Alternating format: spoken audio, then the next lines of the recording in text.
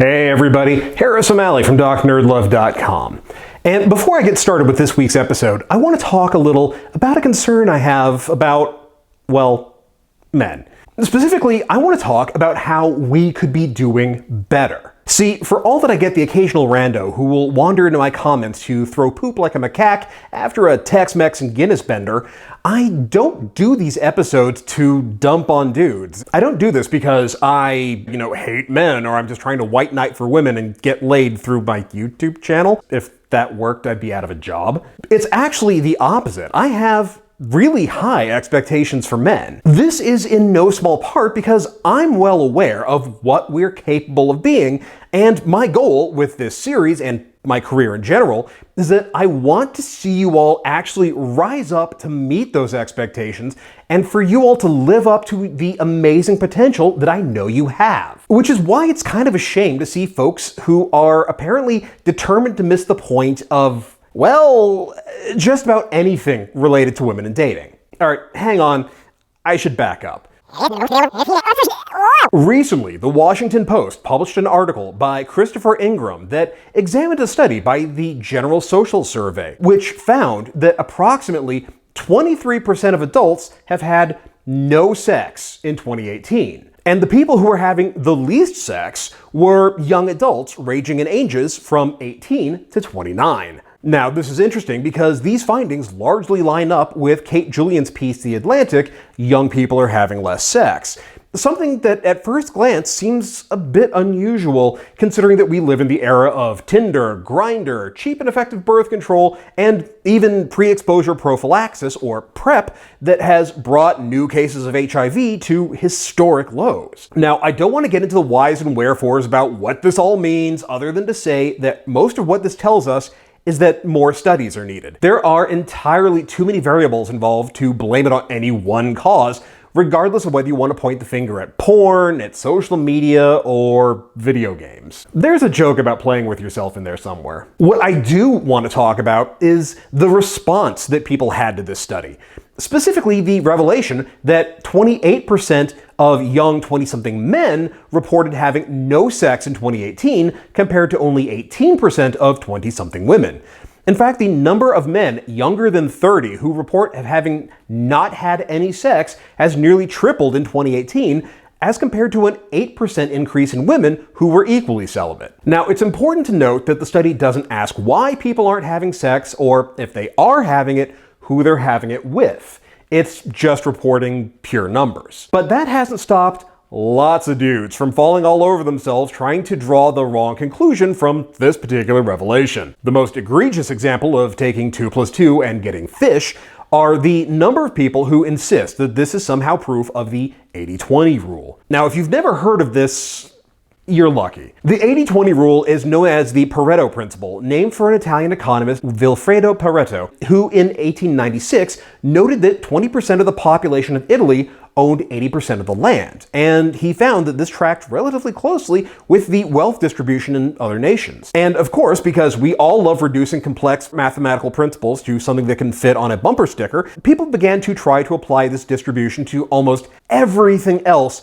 regardless of accuracy or fit, including dating. When it comes to dating, the idea is that 20% of the men are dating 80% of the women, which isn't how dating works. At all. And like so much of wisdom around dating in the internet age, this falls apart if you so much as squint at it. I mean, first of all, nobody can explain what gets you into that top 20%, but there's also the fact that for this to work and explain why more people aren't getting laid, then we'd have to assume that while all the men are running harems, all the women are strictly monogamous because reasons, and that also these relationships never end and nobody ever breaks up ever, so these women are forever off the market and never dating anyone else. And honestly, that's before we even get into the question of logistics and scheduling, which is like 90% of any polyamorous relationship. The concept itself is laughable, and the whole 80-20 rule is bogus, but it's indicative of a long-running belief that I see come up over and over again in dating, that relationships in general, and sex in particular, isn't distributed equally, and that's not fair. somehow. Nobody has exactly explained what fair's supposed to mean when we're talking about sexual or romantic attraction, but hey.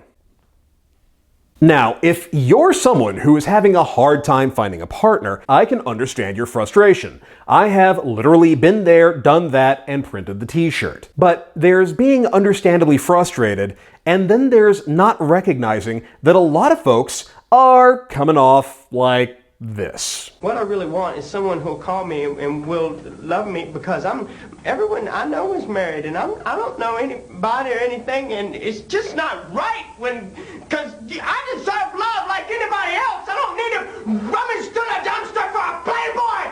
God, give me a job. That's not an act. That's a real video, by the way. I even started a thread on Facebook and Twitter and asked folks who date men, what is the #1 thing that guys do that costs them dates? And the issues that came up the most often? Being self-centered, a lack of empathy, and a sense of entitlement.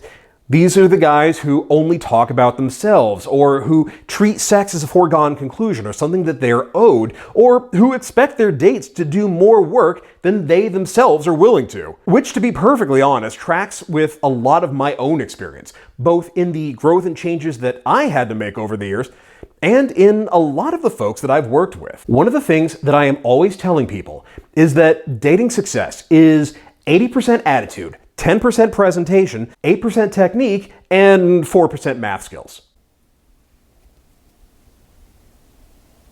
And a lot of folks don't recognize just how unattractive their attitude is. This is because most of the time, dudes are coming at this from a place of self-centered and aggrieved entitlement. And many times they have an unwillingness to accept that the only person who has any responsibility to make dating easier is you. But there are a lot of guys who believe that they've done exactly as much work as they should have to do, and they don't want to do any more. Then, when sex doesn't magically appear, they begin to complain that women are being too demanding. You will see this in guys who complain in all seriousness that online dating is too imbalanced towards women and has made it so women overestimate their own desirability and only compete for top-tier dudes. Which honestly starts getting close to the idea not just of leagues, but of what incels call looks match. That women should automatically be willing to date guys who are at their so-called level on a 1 to 10 scale, instead of holding out for some Casanova millionaire who's carved out of marble and abs. But the irony here is palpable because, to be perfectly frank, a lot of guys who believe this sort of thing never examine their own behavior, because if they did, they'd recognize they're engaging in the exact same behavior that they accuse women of doing. I've seen far too many guys complain about how frustrating it is that some women won't date them because they're shorter than average, but then immediately turn around and make insulting comments about a woman's hair, cup size, or weight. They are complaining that women won't consider dating them for the exact same reason that they won't consider dating other women. A lot of this is rooted in guys believing that they know what women want and how they think and understand women's lived experiences better than women do. And they'll cling to this belief despite any and all evidence to the contrary. To go back to a previous example, we have the guys who think that dating apps are a paradise for women, a top-tier all-you-care-to-date dick buffet, when in reality, it's more like this.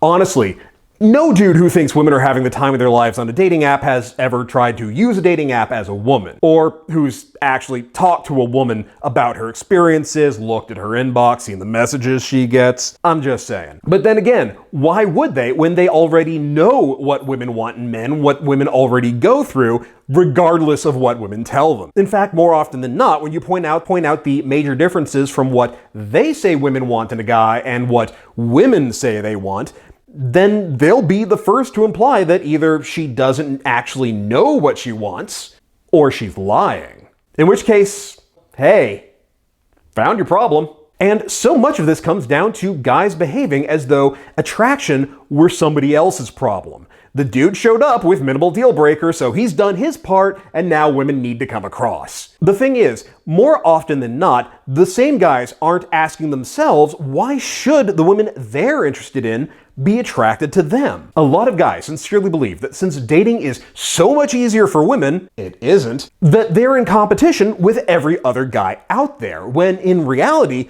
what they're competing with is whether her spending time with them is going to be more entertaining or worthwhile than a night at home alone with Umbrella Academy on Netflix and her battery-operated boyfriend. Because women aren't out there tallying up points on a spreadsheet to see which guy gets a callback. They're trying to find an honest-to-God connection. And the way a lot of guys behave, frankly, gets in the way of that. If you want to get better at dating and actually find success, then you need to be willing to put in the work. And a lot of that means spending less time trying to live up to another man's idea of what women want, and more time actually learning how to connect with the women that you meet. You want to create that feeling that you get her in a way that other people don't, and vice versa. It's like a dance. Either the two of you are moving in sync to the same rhythm, or you've lost the beat and now you're just tripping all over each other. The guy who can create that feeling, like everything is flowing effortlessly, who makes a woman feel like he gets her on a level that nobody else does, that guy is the one who's going to be going home with way more people than the dude who's insisting that women are just too picky. Now, usually at this point, what happens is that I hear from a lot of guys who will say that they don't do any of this, or any other list of mistakes that guys make, and complain that women still won't date them. And, well, congrats? I mean, it's great that you're not actively f***ing things up. But the truth is that a lack of deal breakers isn't the same thing as having desirable qualities. It's the baseline, not going above and beyond. The way that I put it is that it's about passing the Grimes test. This is Grimes. Grimes is a toxic waste kaiju. He's pretty cute as far as 50-foot tall slime monsters go. He's got a good attitude, a job, a place of his own, but not much of a life outside of work. However, he's never hit a woman, he's never stalked, harassed, or creeped on anyone on social media or in person.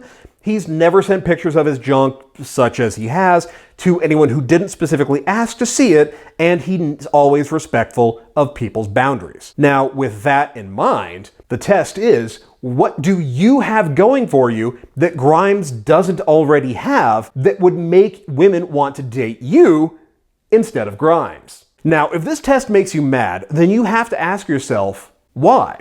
If it's because you feel like you don't measure up, or that you don't have much more going for you than the baseline that Grimes represents, then you need to be willing to step up and put in the work to cultivate those qualities that would make you someone that women would want to date. And before someone in the comments says it, no, that doesn't mean six-pack abs or a ton of money or a lower third that could cut steel. When guys complain that this isn't fair and that women are asking too much, well, more often than not, they're explaining while they're still single. Because the idea that things are supposed to be fair is that sense of entitlement that drives women away.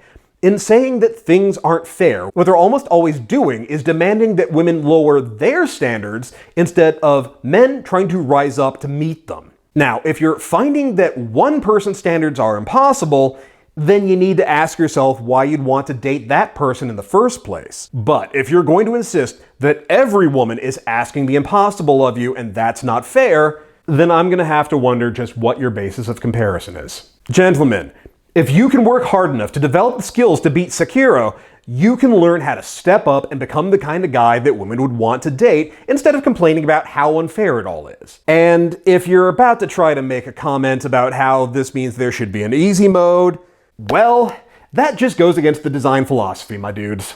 What I'm saying is, get good, scrub. All right, straight talk. I know exactly how rough and how frustrating this can be, because I had to go through all of this to get to be where I am today, and I do mean all of it. I had my time of insisting that it wasn't fair that I was single. I had my long dark nights of the soul where I was convinced that I was going to die alone, unmourned, and unloved. And I've had my time of trying to game the system, including going through a period of being a manipulative, toxic asshole. But I got through all of that. I learned, and I still continue to learn. I grew, and I still continue to grow and improve. And the more that I learned and the more that I grew, the more success that I had, and I found the love life that I always wanted. It wasn't easy, but no one ever said it was going to be easy. We just said that it was worth it. I had to fight through it all to get where I am, but I made it. And I know that you can make it too. Hey, thanks for checking out my latest video. So, you've heard from me, now I want to hear from you. If you're someone who dates women, share your story in the comments. What was your breakthrough that helped you find social success? On the other hand, if you are someone who dates men, what's something that a guy does that makes you want to date him? Share your stories in the comments below. I know I can't wait to read them, and I know the folks watching this can't wait to read them too, because we all have a lot that we can learn from one another. Meanwhile, if you would like to be part of a future episode and you have a short dating question that you would like to have answered on here, then you can call it in to area code 512-522-6513 and leave a voicemail.